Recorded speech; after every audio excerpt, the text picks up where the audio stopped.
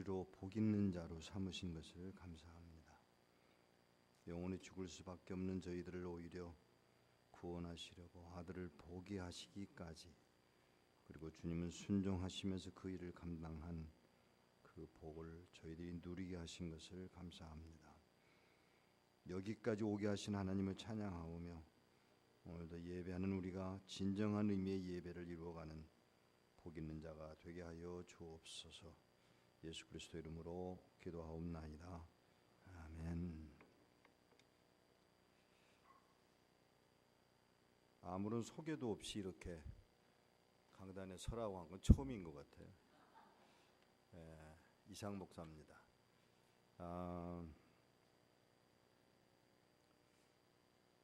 제가 가까이 지냈던 목사님 가운데 루마니아에서 14년 동안 감옥에서 고문을 당했던 목사님이 계세요. 원브란드 목사님입니다. 한국에서는 그냥 범브란드라고 그러는데 원브란드 목사님이십니다. 14년 동안을 감옥에서 고문을 당하시고 나온 후에 1968년에 나오셨는데 68년에 나오신 후에 저에게 시간이 지난 후에 미국 생활을 시작하시면서 저에게 전화를 하셨어요. 이 목사 나 좀 만나세. 그래서 그 목사님을 만나게 됩니다.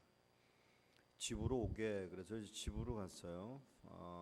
원래는 글렌데일, LA의 옆에 있는 글렌데일에서 사시다가 아들이 변호사 생활을 하시면서 그 변호사 때문에 조금 좋은 동네로 이사를 해서 팔레스폴데스라고 하는 해변가에 아주 아름다운 곳에 집을 하나 장만하셔서 그 집에 머물게 되시는데 목사님이 저보고 오라고 한 그 시간이 점심시간이었습니다. 근데 뭐라고 그러시냐면 잠깐 앉아서 내 얘기를 좀 먼저 하자. 그래서 그러시죠. 그랬더니 뭐라고 그러시냐면 사모님 보고 사브리나가 사모님이신데 사브리나 그 선물 좀 갖고 나와. 그래서 이 목사님이 저한테 뭘 선물을 주실려나 보다. 김칫국부터 마셨습니다. 이제 이분이 들어가시더니 사모님이 들어가시더니 뭘 들고 나오는데 뭐라고 목사님이 그러시냐면 악기야 그래요. 감옥에서 14년 동안 고문을 당하고 나온 후에 준 악기야 그러세요. 제가 속으로 무슨 생각을 했냐면 세상에 예수 믿는다고 목사라고 전도했다고 고문을 한 당국에서 선물로 악기를 선물로 줘라고 제가 물었습니다. 그러면서 제가 하는 말이 와 이게 수준이 다르구나 그렇게 생각을 하고 보고 있는데 사모님이 들고 나온 게 뭐냐면 수갑이에요. 양손에 묶고 줄이 이렇게 쇠로 된 줄이 있는 수갑을 들고 나오세요. 그래서 제가 속으로 저걸 왜 악기라고 부르나 그랬더니 목사님이 저거 사모님 보고 이걸 채워달라고 그래서 이 팔목에 채워주고 그리고 그 기니까 이걸 끌어서 이렇게 잡아서 이렇게 부딪히면서 뭐라고 그러시는가 하면 노래를 부르기 시작하시는 거예요. 제가 그때 무슨 생각을 했냐면 믿음의 선배들의 걸어간 길은 보는 눈이 다르구나. 이 상황이 그 수갑을 보면 얼마나 지겹고 화가 나고 미워할 상황인데 아닌 거예요. 오히려 이걸 보고 선물이야, 악기야, 그리고 이걸로 하나님을 찬양할 수 있어 하는 바람에 제가 그만 나는 아직도 멀었구나 하는 생각을 했던 기억이 있습니다. 오늘 저는 여기서 설교할 생각이 없어요. 왜냐하면 설교는 목사님들 하시니까 설교는 제가 안 하겠고요. 오늘 제가 만났던 분들의 이야기를 소개하면서 우리가 좀 보는 눈이 좀 바뀌어야 되는 게 아닐까라는 이야기를 좀 나누려고 합니다. 오늘 주보에 제목이 나가질 않았는데 그 제목을 제가 꼭 정해야 한다면 이렇게 하고 싶은 게 제 제목이었어요. 9절에 우리가 선을 행하되 낙심하지 말지니 포기하지 아니하면 때가 이르매, 그 때가 이르매를 제목으로 삼습니다. 때가 이르매. 자, 이 이야기를, 이 말씀을 나눠가기 전에 제가 묻죠. 여러분, 인생이 마음대로 됩니까? 예?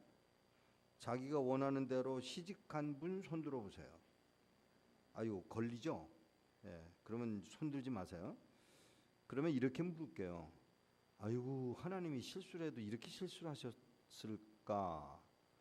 하필이면 저런 새끼를 내 남편으로 주었을까? 생각 안 하고 사시는 분 한번 손 들어보세요. 예, 안 들 줄 내가 알았어요. 그러면 남자들에게 물어봅니다. 아이고, 그 많은 여자들 중에 하필이면 저런 여자를 만들어 줬을까? 생각 안 하고 사시는 분 한번 손 들어보세요. 남자 중에 한두 명쯤은 들만한데, 예, 저기 누가 이렇게 옆에서 손을 강제로 들어서, 그게 무슨 말이냐면 성경은 성경이고 하나님은 하나님이고 내 삶 속에 개입한 하나님은 하나님으로 우리가 인정하지 않는다는 사실이에요. 나와 성경은 상관이 없어요. 하나님의 말씀 상관이 없어요. 교회도 나하고 상관이 없어요. 나는 나고 그건 그거야. 이게 오늘 우리들의 삶이에요. 그런데 제가 만난 이 공산권에서 만난 이들의 삶을 보면 그렇지를 않아요. 10년 동안 기독교인이라는 이유로, 지식인이라는 이유로 중국의 북경 한복판에 건국로라고 하는 길이 있는데 그 끝에서 끝에까지 그저 청소만 하시던 분이 계세요. 노벨상 수상 대상자였어요. 근데 그분이 그 길을 청소를 1년 해도 끝까지 못 가는 상황인데 그렇게 갔다가는 또 돌아오고 그 빗자루, 커다란 대나무 빗자루를 받았다가 마지막에 다 끝나면은 요만한 몽둥이 빗자루로 바뀌는 그 상황을 10년을 하셨어요. 제가 그 할머니하고 오랜 교제를 했는데 97세의 세상을 떠나실 때까지 교제를 했는데 물어보았습니다. 어떠셨어요? 억울하지 않으세요? 화가 나지 않으세요? 그랬더니 뜻밖의 뭐라고 그러시냐면 마태복음 6장 33절만 기억해. 그리고는 끝이에요.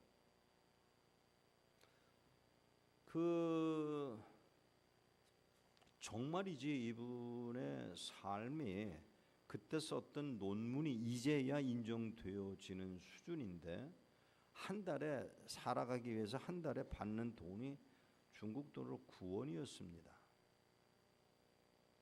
근데 그분이 만나면 저보고 꼭 밥을 사시겠다 그래요. 나가서 식당에 가서 식사를 하려면 싸구려가 7원이에요. 조금 비쌌다 그러면 25원인데 그러면 한 달에 받는 9원 갖고는 아무것도 살 수가 없는 상황이지만 그분은 여전히 내게 필요한 것 하나님이 다 채우시더라는 게 그분의 고백이에요. 근데 그거보다 더 제가 알고 싶은 질문이 뭐냐면 이렇게 사시는 동안 원망스럽지가 않았느냐는 질문을 제가 던졌을 때 왜 원망스러워야 하느냐고 물었던 것을 기억을 합니다. 안양 근처에 어느 기독교 병원이 있는데 거기에 수술을 하러 왔던 선교사님 한 분이 오랜 동안 세월을 지내서 선교사 생활을 하다가 암으로 마지막에 한국에 돌아와서 죽게 되는데 그 죽게 되어 가는 선교사님 입에서 나온 말이 뭔지 아세요? 나는 억울하다는 것입니다. 왜 억울해야 되느냐? 내가 수십 년 동안 하나님 나라를 위해서 이렇게 수고했는데 내가 이 모양 이 꼴 되지 않았느냐라는 것이죠. 그런데 23년 동안 감옥에 있었던 모소행 할아버지를 제가 만났습니다. 그분이 23년 동안 감옥에 있다가 나오셨다 그래서 제가 그분을 대접하기로 하고 양말서부터 시작해서 구두, 양복 다 해드리고 마지막에 사우나까지 해드리도록 하고 그분이 원하시는 정하는 식당을 하나 정해놓고 식사를 하기로 했습니다.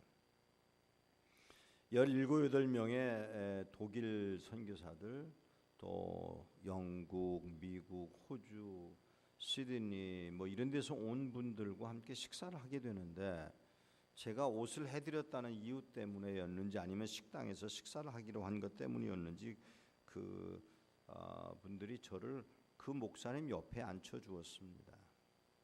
23년 동안 감옥에 있었던 분의 모습은 초라하기 짝이 없습니다. 허리는 굽었습니다. 근데 그분이 식사를 하려고 하는데 음식이 나오는데 주인이 저하고 약속을 하기를 돈은 목사님이 냈고요. 대접은 제가 합니다. 그래요.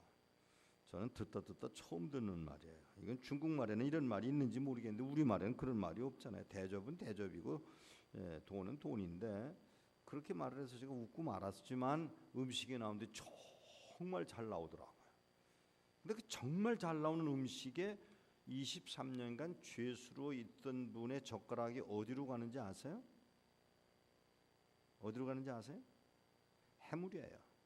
왜? 해물은 감옥에서는 공급받는 일이 없기 때문에 해물로 해삼으로 손이 갔고 집었다가 떨어뜨리고 집었다가 떨어뜨리고 집었다가 떨어뜨리는 걸 보고 제가 옆에서 제가 해드릴게요 하고 떨어뜨린 해삼이 아닌 건드리지 않은 해삼을 집어서 입 앞에까지 가게 되었는데 얼굴을 돌리는 바람에 그 해삼이 양복을 버려놨습니다.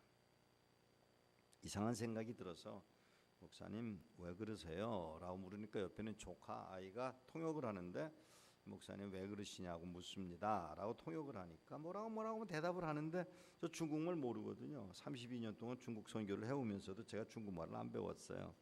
중국말을 모르는데 이분이 뭐라고 하는데 한마디가 귀에 들렸습니다. 한국어라는 말입니다. 한국 사람? 그래서 저 한국 사람입니다. 그랬더니 머리를 더 쑥그리고 막 흐느껴 우시는 거예요. 왜 우시지? 그리고 목사님, 그 옆에는 조카딸들 왜 그러시냐고 사연이 있을 텐데 말씀을 해주시죠. 그랬더니 옆에 있는 조카가 물어서 나오는 답. 23년 동안 감옥에 있는 동안 감옥을 4번을 옮겼는데 그때마다 조선족이 자기를 고문을 했답니다. 땅을 파서 자기 목에까지 들어갈 정도로 땅을 파놓고는 그 목사님을 집어넣고 파놓은 흙을 몽땅 갖다가 도로 평평하게 만들려면 목사님이 어떻게 되는지 알죠? 목사님 죽어야 돼요. 이런 고문을 23년 동안 누누이 당해온 이분의 머릿속에 한 가지 조선족 놈. 그날 이제 감옥에서 나오시는데 목사님이 철문이 이렇게 닫히는데 척커덩 닫히는데 생전 처음으로 손을 들고 할렐루야 더 이상 한국 놈은 안 만난다 그러고 할렐루야를 부르셨다고 합니다. 당연히 그러셨겠죠. 그 목사님이 그 얘기를 저에게 하시면서 우세요. 23년 동안 어떠셨어요? 중국어하고 헬라어 사전을 만들었어. 근데 한 가지는 아쉬워.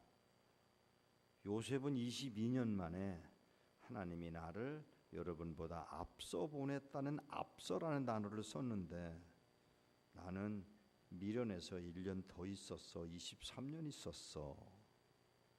이게 나야. 그러면서 하는 말이 이제야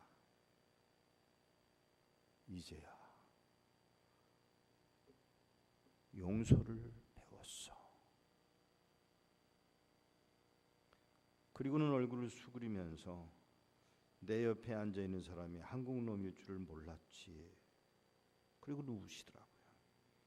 안 되겠다 싶어서 그 질퍽질퍽한 땅바닥, 지금은 중국 식당들이 깨끗해졌지만 그 당시는 안 그랬어요. 질퍽질퍽한 그 흙 칠퍽칠퍽한 흙바닥에 제가 무릎을 꿇고 그 목사님의 무릎에다 손을 얹어놓고 제가 머리를 숙이고 사죄를 했습니다. 용서해 주세요. 그 네 놈들, 아니 4번 옮긴 그 감옥에서 당했던 일들을, 조선족놈들을 제가 대신해서 사죄드립니다. 용서해 주십시오. 아니야. 왜요? 그 아이들이 나의 선생이었던 것을 내가 몰랐던 거야. 용서하는 것을 가르치려는 하나님의 의도가 그 간수들에게 적용되어 나를 훈련시키려는 하나님의 의도를 몰랐던 거야. 왜 이러죠?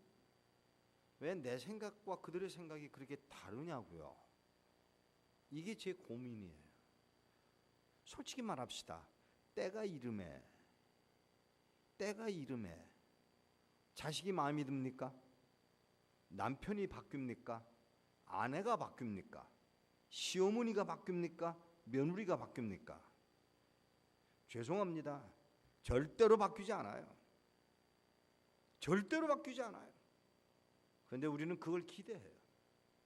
여기 분명히 말씀하셨잖아요. 9절에 선을 행하되 낙심하지 말지니 포기하지 않으면 때가 이름에 거두리라. 와, 좋은 말인데? 죄송합니다. 좋은 말인데 이 말이 현실적으로 내게 이루어지냐고요. 65명의 탈북자들이 저에게 연락이 왔습니다. 65명을 만난 한 형제가 저에게 연락을 해서 목사님, 이상한 일이 벌어졌어요. 저 탈북자들 안 도와줍니다. 탈북자들 도와주다 너무너무 마음이 힘들고 상처가 너무나 크기 때문에 그거 할 수 있는 사람들에게 하게 하고 저는 탈북자들 돕는 일을 지금 포기하다시피 한 상황이에요. 너무 달라요. 너무 생각이 달라요. 요구하는 게 너무 달라요. 그리고 고마워하는 마음이 조금도 없어요. 그런데 제 마음 한구석에는 그래도 해야 돼 라고 하는 게 남아 있음에도 불구하고 그렇게 하고 싶지 않은 마음도 가득해요. 근데 어느 날 65명이나 되는 예수 믿는 사람들이 나오겠다고 연락이 와서 제가 한번 가야겠구나 생각을 하고 바로 미국에 도착을 했는데 다시 비행기를 이제 사서 바로 중국으로 가서 중국에서 14시간 기차를 타고, 지금은 3, 4시간이면 되지만 그 당시에는 14시간이었어요. 14시간을 타고 또 7시간을 버스를 타고 또 택시를 타고 산 골짜기로 돌아가서 식구들을 나오신 분들을 만났습니다. 79살 난 할아버지가 나오셨는데 여기 젊은 사람도 왔어. 근데 젊은 사람들이 60이에요. 이런 네 사람이 모여 앉아서 이야기를 하는데 뭐 이런 이야기 저런 얘기 할 상황이 아니니까 제가 바로 직선적으로 물었습니다. 왜 나오려고 그러세요? 왜 나오려고 그러세요? 하는 말 한마디에 79살 난 할아버지가 한 말을 그렇게 하지 않고 딴소리를 했다면 저 안 도와줬을 거예요. 근데 뭐라고 그러시냐면 찬송 한번 마음 놓고 불러봤으면 좋겠어. 여기 피아노도 치시고 키보드도 있고 또 악기들도 있고 드럼도 있는데 이거 하나하나가 축복되지 않으면 있을 수 없는 일이에요. 제가 북한에서 열흘 동안 저를 안내했던 한 형제가, 이 형제가 열흘 동안 저를 안내를 했는데 떠나는 날 평양에서 10시에 떠나서 신의주에 2시면 도착을 해야 되는데 중간에 점심시간이 있으니까 저보고 하는 말이 선생 점심 먹자. 제가 생각에 빠져서 그만 점심시간인 걸 잊어버리고 있었는데 점심 먹자. 그래서 그러자고 점심을 먹으러 가서 도시락이 나왔는데 잘 나왔어요. 햄도 나왔고 뭐 치즈도 있고 뭐 불고기도 있고 뭐 김치도 이북 김치 잘 만들어 놨고요. 그래서 그걸 밥을 이렇게 집어서 한 젓가락 집어서 먹으려고 그러는데 제가 마음에 울컥해서 그만 눈물을 보였습니다. 그랬더니 이 친구가 이러고 저를 쳐다보면서 아이 그거 밥 먹다가 그게 울면 체해. 그러면서 뭐라 그러냐면 컵에다가, 컵이 아니죠, 글라스죠, 유리 컵에, 글라스에다가 물을 이렇게 따라주면서 뭐라 그러냐면 이 물을 마시면 얼굴이 고와지고 이 물을 마시면 오래 살아. 그래서 그걸 이렇게 보니까 병에 써 있어요. 그리고 누가 사인을 했냐면 김일성이가 사인을 했어요. 김일성이가 할 일도 없는지 그런 데다 사인을 했어요. 그래서 그걸 보고서 이 사람아, 사람이 오래 사는 건 이 물이 아니고 조물주에게 달렸네. 하나님이라는 단어가 좀 불편해서 제가 조물주에게 달렸네. 그랬더니 이 친구가 이러고 쳐다보더니 맞아. 사람이 오래 사는 건 하나님께 달렸어. 아무도 안 웃으시네. 공산당 놈은 하나님이라고 그러고 목사는 조물주라고 그런 거예요. 이게 얼마나 웃기는 자리예요 지금. 근데 이제 뭐? 하고 쳐다보는 순간 오 마이, 그의 눈에 눈물이 흘러내리는 걸 보았습니다. 그래서 뭐가 잘못됐다 싶어서 야 밥이나 먹어. 그리고 밥을 다 먹이고 그리고 돌아오는 길에 기차와 기차 연결하는 시끄럽잖아요. 그 시끄러운 자리에서 제가 아까 그러니까 제가 얘기할게요. 목사님 맞죠? 내가 목사로 보이냐? 예. 너도 다르더라. 왜요? 아까 제가 하나님이라고 그래서요.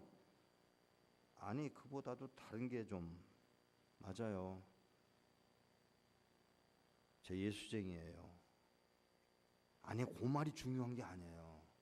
오늘 실수로 내 입으로 하나님이라는 단어를 썼다는 사실이 얼마나 축복된 일인지 아세요?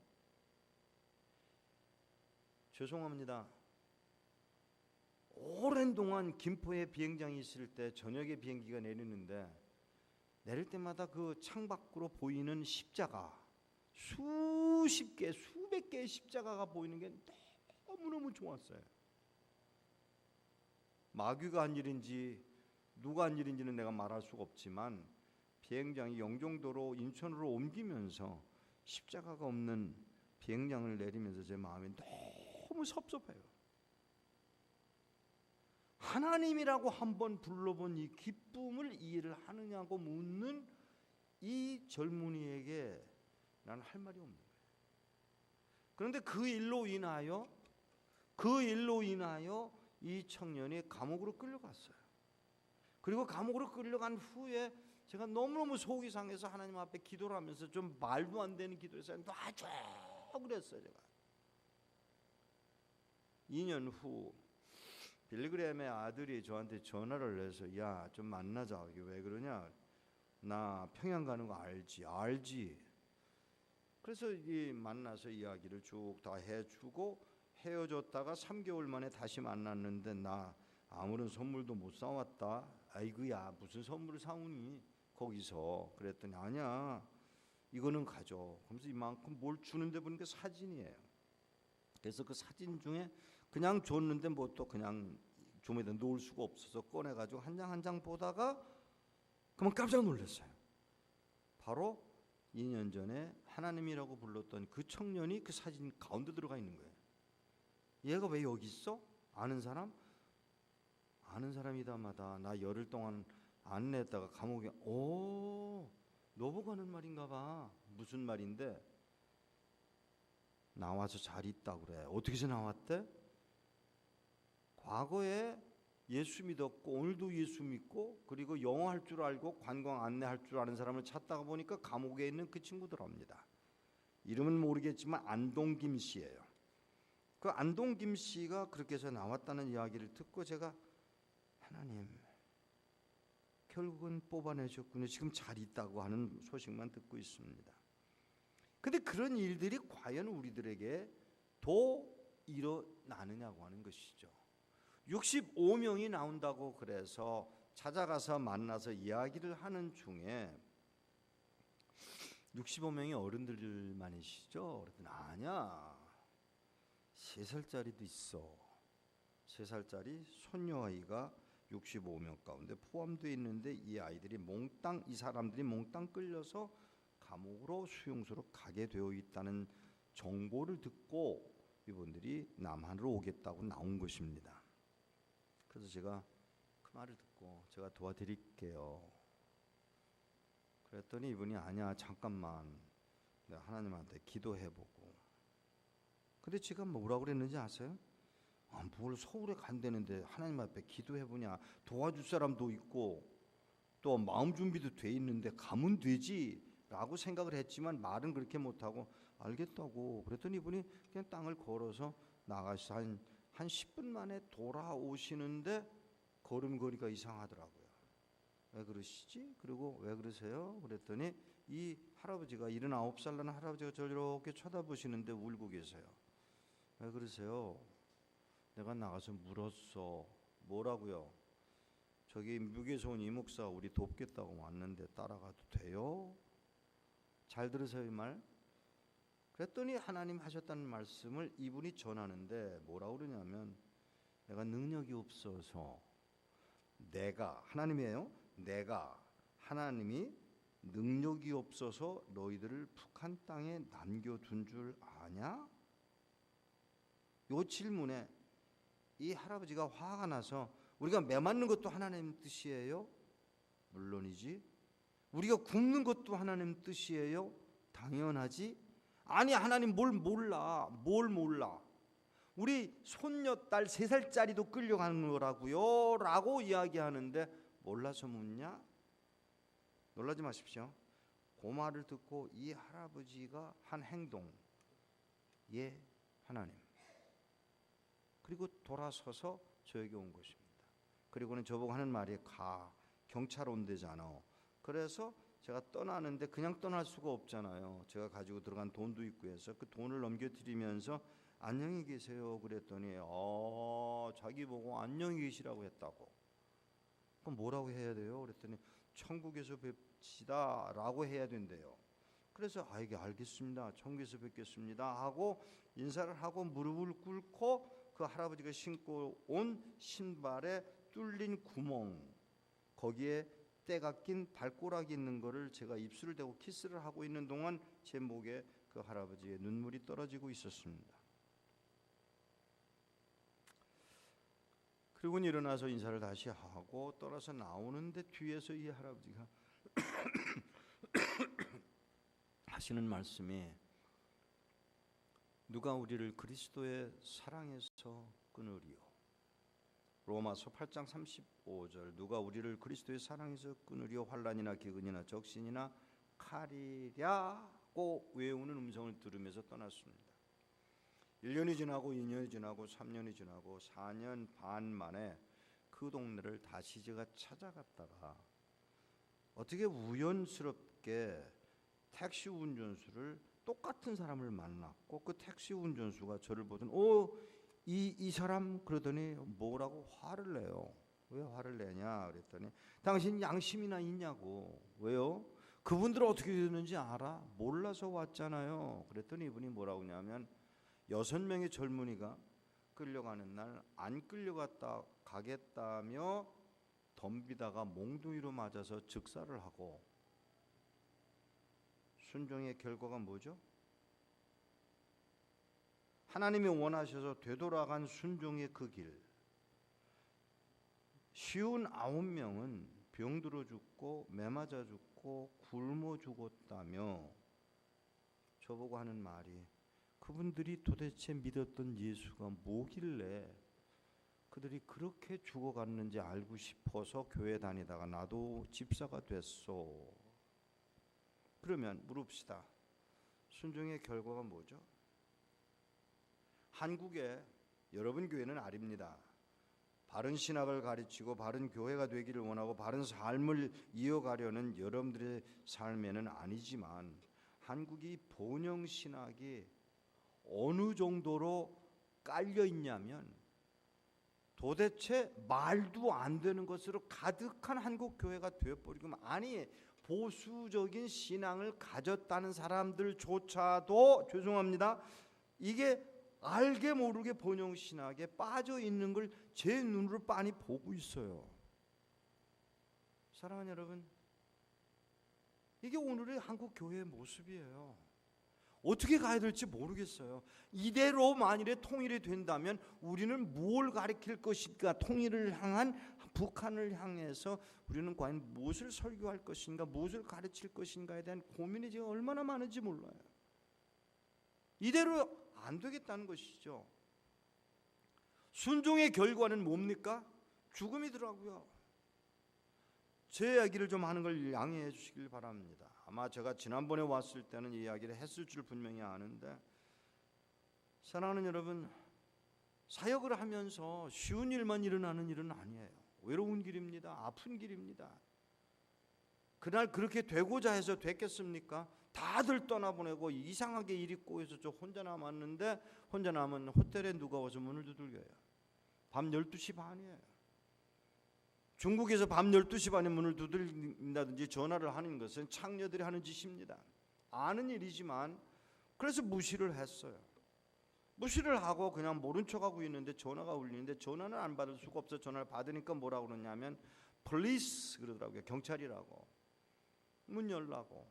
그래서 문을 열어 주었더니 4명의 장정들이 군복을 입었어요.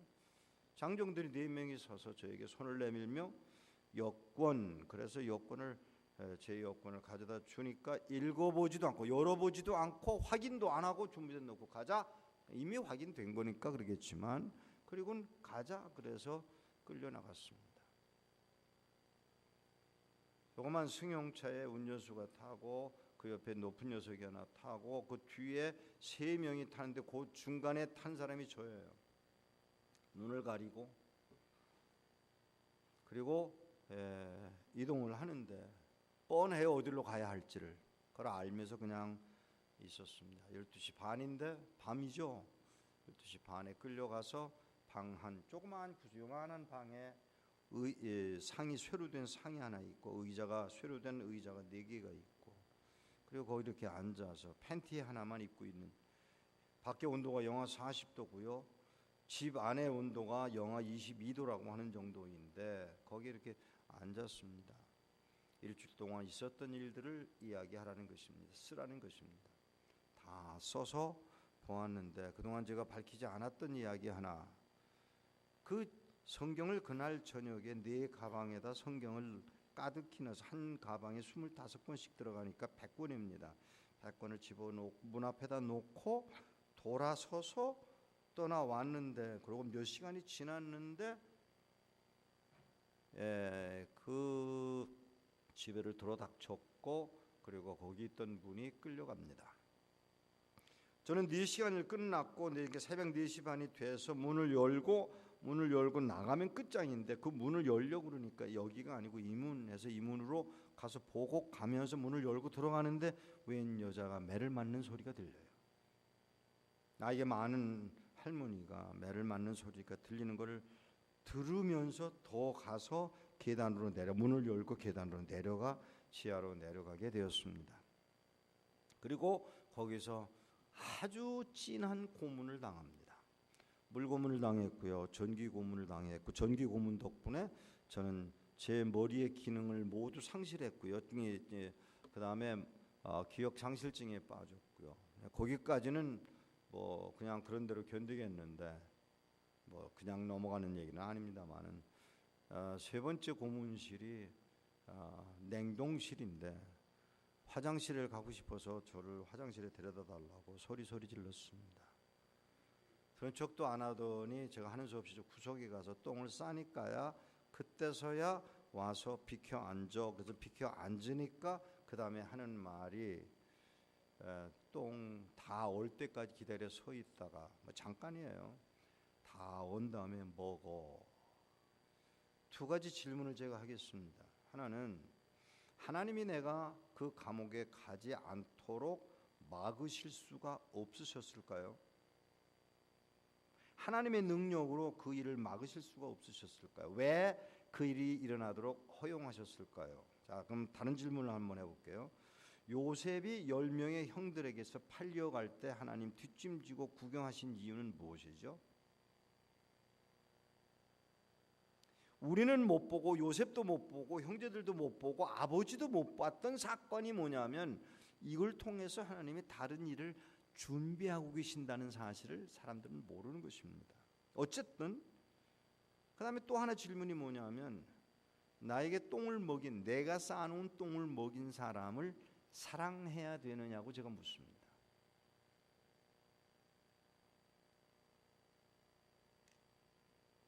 과연 할 수가 있겠느냐는 것이죠. 똥을 먹으라는 걸 다 먹었습니다. 뭐 반항할 수 있는 힘도 없고요. 그걸 다 먹었습니다. 그리고 옷을 주어서 입으라고 그러는데 입을 힘이 없어서 자기들이 입혀 주어서 그 상태로 제가 머물렀던 호텔로 옮겨졌는데 옮겨진 것까지는 좋았어요. 옮겨가는 길에 계단으로 올라가는데 싸구려 호텔이었기 때문에 아주 형편없는 싸구려 호텔을 이렇게 데리고 올라가는데 그 데리고 올라가던 청년이 중국인인데 잘생겼어요. 영어도 잘하고요.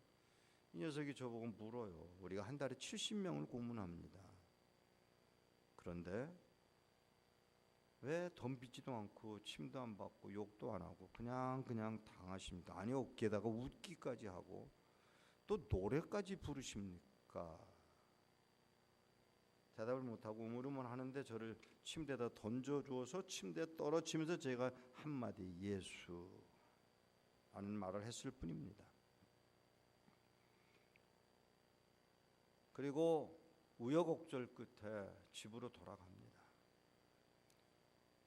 공항에서 저를 통과시켜주는 이민국 직원이 저를 보고 주소를 보고는 이 주소가 틀렸다면서 고쳐가지고 근데 통과해 나가는데 이 청년 보고 간증을 시작했어요. 왜 주소를 기억을 못하냐. 그래서 이야기를 하다가 이야기를 다 하게 됐고 들었고 그리고 고쳐주었고 그리고는 그 친구가 제가 간증하는 걸 듣고 이 높은 의자에 있던 친구가 나와서 저를 꼭 끌어안고 저에게 제 귀에다가 조그마한 목소리로 할렐루야. 저는 그 말을 들으면서 얼마나 울었나 몰라요. 왜냐하면 한국에서는 아무도 저를 그렇게 환영해 준 사람이 없습니다. 근데 이 미국인이 그러다가 보니까 이 사람이 나를 끌어안았고 나도 끌어안은 채로 있는데 보니까 내가 그 남자의 품에 울고 있는 꼴이 웃겨서 동성연애 하는 것도 아니고 이렇게 돌아서 밀어버리고 돌아서서 보니까 미국 여자들 한 30-40명 서가지고 손을 들고 저를 축복을 하는데 너무 감사한 거예요. 그들은 예수 믿는 사람들이지만 법에 저촉이 안 되니까 할렐루야를 큰 소리로 불렀고 그리고 집으로 돌아가는 길에 짐을 다 들어주어서 제 아내를 만났고 근데 아내가 아닌지도 모르고 집에 가니까 딸이 저를 아빠라고 부르는데 나는 딸이 이 아이가 내 딸인지도 모르는. 그런데 주일날 아침에 일이 벌어졌습니다. 주일날 아침에 아빠 교회 가자. 죄송합니다. 교회가 뭔지를 모르는 거예요. 이 아픔을 이해를 하세요? 목사가 교회가 뭔지를 몰라. 그리고는 그 아이가 눈치를 채고 성경도 가지고 가. 근데 성경도 몰라요. 헌금도 가지고 가. 헌금도 뭐가 뭔지 몰라요. 그리고 예배당에 가니까 이 미국 교회인데 아주 정말 웃기는 교회예요. 1시간 반, 2시간 예배를 드리는 교회인데 45분에서 50분을 찬양을 하는 교회예요. 그런 교회에서 일어났다 앉았다 일어났다 앉았다. 그리고는 그렇게 3주간을 지나고 마지막 세 번째 주일에 성찬식을 하는 걸 보고 너무 이상하더라고요. 성찬식. 이게 성찬식인 줄 모르는 거예요. 웬 포도주를 갖다 이게 그리스도의 피라고 설명을 하지를 않나. 그리고 돌아와서 집에 와서 엎드려서 책상에 엎드렸다 눈을 뜨는 순간 하나님이 저를 회복시켜 주었습니다. 고마운 일입니다만 문제는 내가 왜 감옥에 끌려갔었을까? 하나님은 왜 나로 그곳에 가게 하셨을까? 그리고 왜 고문당하게 하셨을까를 10년을 기도했습니다. 죄송합니다. 이게 남자분들 가운데 나이 든 남자들 가운데 기저귀 차고 다니는 분 계세요? 여러분 남자들 가운데 하혈을 해보신 분들 계세요? 저는 10년 넘게 하혈을 했습니다. 지금은 제가 기저귀를 차고 다녀야 하는 형편입니다. 자, 그러면 하나님이 원하신다고 믿어져서 하나님이 원하시는 대로 중국과 특별히 조선족들에게 그리고 중국 교회를 위해서 성경을 배달하는 게 합당한 일이라고 생각해서 선한 일이라고 생각해서 그 일을 진행을 했는데 결과는 육체적인 고통이요, 따돌림이요, 멸시요, 이게 우리에게 주어진 상황이라면 도대체 하나님이 원하신 바가 뭘까요? 그렇게 그 일을 위해서 하나님 내가 감옥에 가야 했던 고문당해야 했던 내용을 이유를 설명해 주세요라고 기도하고 난 지 얼마 안 돼서 10년이 지나고 난 후인데 하나님이 뭐라고 그러시냐면 다시 그 동네로 돌아가라. 아니에요. 저 안 갈래요. 왜? 용서할 수가 없어요. 그랬더니 하시는 말씀이 나는 너를 용서했는데 너는 그들이 너를 고문했다고 해서 용서를 못하겠다는 거냐. 예, 못하겠어요. 너무 힘들어요. 가라. 다시 말씀하셔서 들어가면서 중국을 들어가면서 제가 뭐라고 그랬냐면 하나님 사람들이 나를 못 알아보게 해주세요 라고까지 요청을 했는데 하나님 안 된다는 겁니다. 그리고 도시에서 내려서 꼭 걸어야 되는 상황이 돼서 걷는데 그때 제 앞에 한 여자와 남자가 걸어오는 분이 있었고 남자는 길을 건너가고 여자가 그냥 걸어오는데 내 곁을 지나쳐서 그냥 지나가기에 아유 잘못 봤지 라고 하고 지났는데 이 여자가 조금 있으니까 돌아와서 뭐라고 그러냐면 목사님 제가 목사인 것도 아시나요? 예. 13년 전 여기서 고문당한 일 있으시죠? 예. 4명이 고문했죠. 네. 그 4명 용서하셨어요? 죄송합니다. 제가 대답을 못하고 우물우물 하는데 이 여자분이 목사님 저 예수 안 믿었어요. 저 예수 안 믿었어요. 그런데 제 남편이 와서 매일같이 술 먹고 와서 나를 괴롭히던 그 남편이 이번엔 예배당 가자 하는 바람에 예배당을 갔어요. 예배당에 이렇게 앉아가지고 자기 혼자만 와 있는 게 억울해서 자기 남편 친구들 3명의 다른 고문했던 친구들도 와 있나 싶어서 이렇게 둘러보니까 그 3명의 남편 친구들과 아내들과 아이들 전체 다 합해서 12명이 다 교회에 와 있더라는 겁니다. 그 얘기를 하는 동안에 제가 마음에 이게 하나님의 목적이었단 말인가? 그런데 이 여자분이 목사님 저 길 건너편 보세요. 이렇게 보니까 웬 청년이 이렇게 머리를 숙여서 인사를 해요. 누구예요? 제 남편이에요. 지금 뭐해요?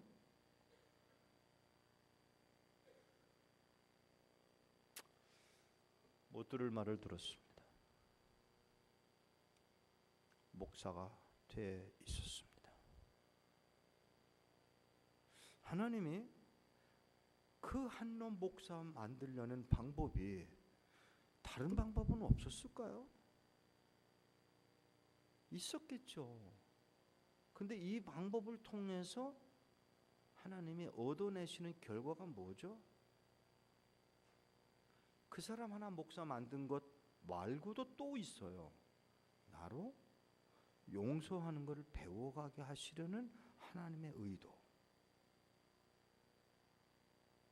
선한 일을 했음에도 불구하고 우리는 그 일에 대하여 어떤 결과를 기다리기는 기다리지만 내가 원하는 때에 이루어지던가요? 내가 원하는 대로 이루어지던가요? 그 형제가 저를 보고 있길래 좀 보고 싶다 그랬더니 안 만날 거예요. 나도 이상 목사님처럼 용서하는 자리까지 간 뒤에야 그때야 내가 만날 거예요 라고 이야기를 해주었습니다. 얼마 전의 일입니다. 그곳을 찾아가서 그 여자 분이 앉았던 자리를 제가 안내를 받아서 그 자리에 앉아봤습니다. 그냥 앉아서 엉엉 울다 왔어요. 하나님이 과연 우리는 어느 정도 하나님의 뜻을 이해하는 것일까? 하나님이 이렇게 해서라도 한 영혼 100여 년 전에 한국 땅에 한국인들을 중국 땅으로 소련 땅으로 몰아내셨습니다. 미국에 있는 목사님들이 가셔서 당신네들은 저주를 받아 중국 땅에 소련 땅에 와서 산다라고 가르쳐 주었다고 합니다. 그런가요? 아니올시다. 그들을 키워 조선족들이 모두 한국에 나와서 장사하는데 돈 벌어 다니는 것을 보고 한국 교회가 점점 조선족 교회가 약화되는 상황에 놀랍게도 목사들은 많이 배양이 됐는데 안수를 받았는데 이분들이 갈 데가 없어요. 교회에 교인이 없으니까. 그래서 하나님이 지금 뭘 하시는가 하면 전 중국의 소수민족 교회의 교육자로 한 조선족 목자들을 파송하고 있음을 전 보고 있습니다. 그게 100여 년 전에 이미 하셔서 일어나고 있는 일이라면 내가 능력이 없어서 너희들을 북한 땅에 남겨둔 줄 아냐 묻고 있는 하나님의 음성을 내가 능력이 없어서 너희들을 한국 땅에 이 시대에 바로 일산에 이 남산교회에 보낸 줄 아냐고 묻고 계시는 하나님의 음성을 듣게 되고 때가 이름에 선으로 갚으실 것을 기대하는 여러분 되시기를 축복합니다. 기도하겠습니다. 하나님, 우리로 하나님의 자녀되는 복을 누리게 하셨지만 시간이 흐르면 흐를수록 내 뜻이 이루어지기를 바라는, 내가 원하는 것이 이루어지기를 바라는 마음들이 우리들에게 있어짐을 고백합니다. 주님 용서하시고 이제로부터라도 하나님의 뜻하신 바가 무엇인지를 헤아려 알고 순종하는 자들이 되도록 은혜 더하여 주옵소서. 예수 그리스도 이름으로 기도하옵나이다.